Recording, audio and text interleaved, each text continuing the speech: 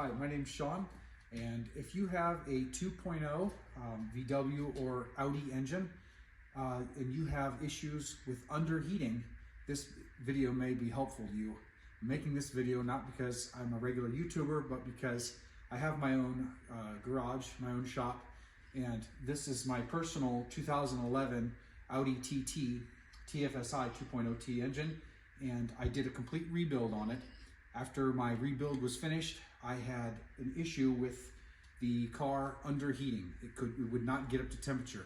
And granted, it's colder where we live at the moment, but that really shouldn't matter. So the first thing, obviously, that I thought was that the thermostat was stuck open. Even though I put all new parts on, OE, OEM, or genuine, I thought, well, what gives? I may have gotten a thermostat this bad. It does happen. So even though it's a kind of a long process to do this job, I put a new water pump on it, new thermostat. It's all one housing. So I did that. The car still was underheating. So the next thought, well, that thermostat assembly, water pump assembly, comes with a new sensor.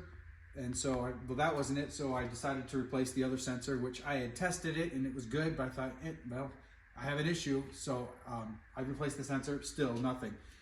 It took me about 3 weeks of just looking at all kinds of different information. I couldn't find anything that would help me determine what was causing this underheating issue. And it was significant to the point that I was getting a P0128 code, a P3081 code, I think.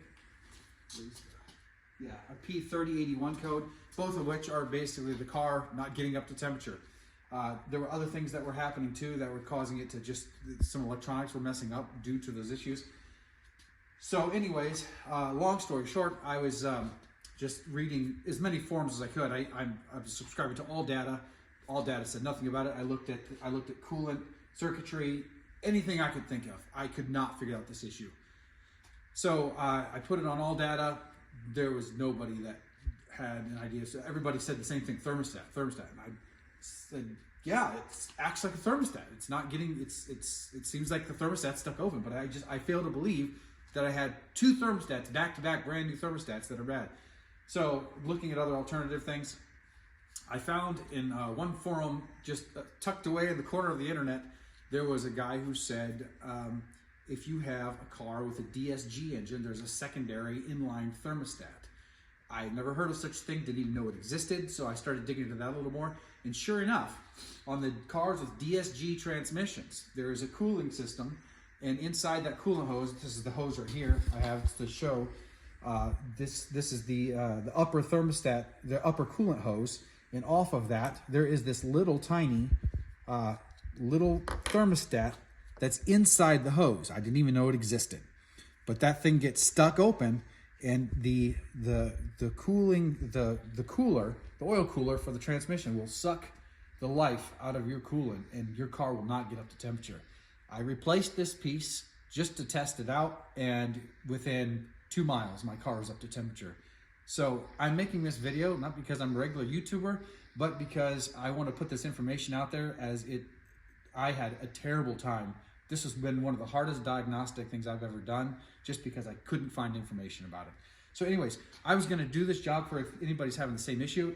It's a really easy job. I'm going to show you how to do it here real quickly and change this out. So you can either buy this whole assembly, which in my case, I don't need this whole assembly. I just need the inline part. So I will put the part number in the comments below, or the description below. You can get it from Mahle. The genuine one, I think made by Rein, it is no longer available. At least it wasn't for me, although it may be available in some areas. You don't need both of these pieces here, so you can take the clip off and take it out, because you'll just, if you're not replacing the whole unit, you're just going to want to pull off the old one and put the new one on there and put that clip back in. So that's what we're going to do right now.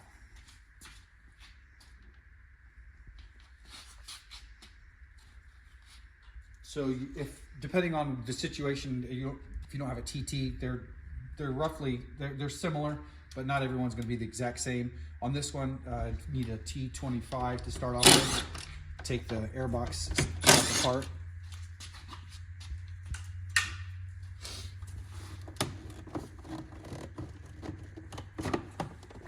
Careful not to crack your plastic. And you will spill a little bit of coolant when you take it apart, but not a crazy, insane amount.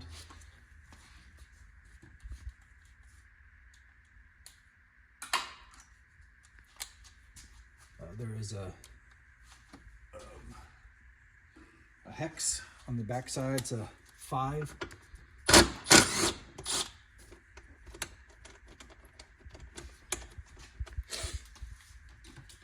And then you can use either a hose clamp style pliers or just a channel locks to get these really stiff hose clamps out of the way. And then the bottom part is held in by just a couple rubber grommets. You just pull up on it. Then you may have a vent hose down here to dig out and just loop it around and out it comes. So the part that we're looking at is right here. So in my case, I have the splash guards underneath. So if I get some coolant down there, it's not a big deal. I'll just back it up and spray it off with the garden hose. But because I have some pig mat, I'm just gonna try to catch any of it that may come down.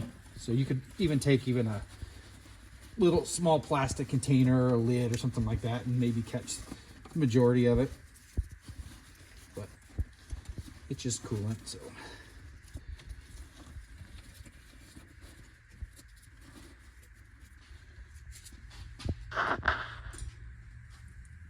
So you've got a hose clamp here, and then you have the clip we were just showing out there, right there.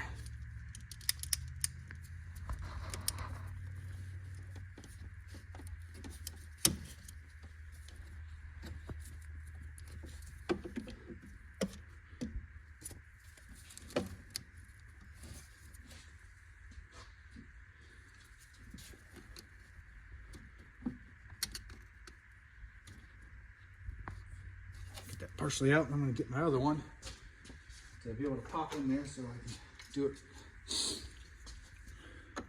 relatively quickly.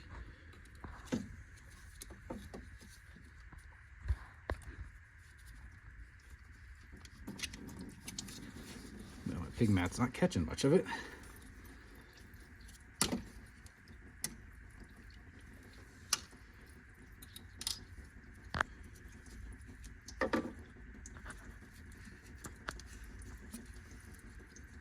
That one. Now, I will say that if you look at the end, it does have to orient a certain way. There's a couple flat spots, and it's closer to, it doesn't just go in any way, so you got to put it in the orientation of the hose.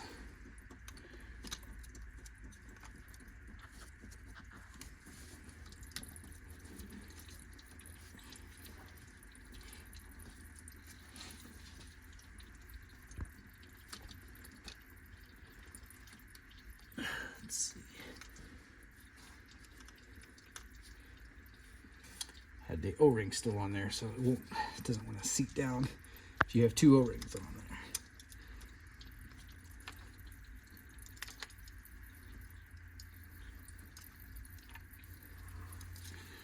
Actually, I think it may be better to just put it on before. I'm going to make sure that that little guy in there stays straight.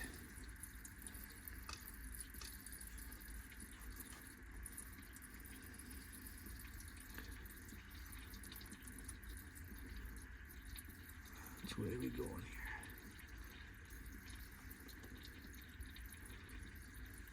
here? Okay, so my narrow side is up.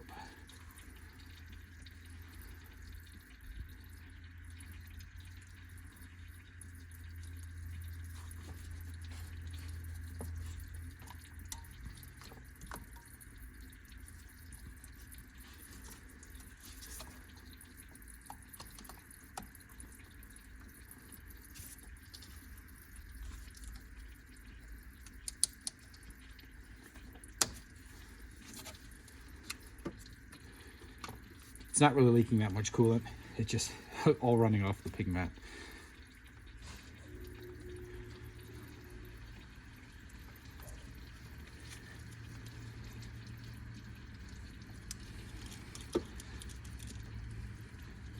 So that's all there is to it.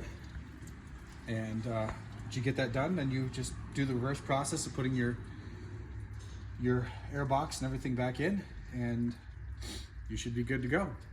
So hope that helps someone out. Thanks for watching.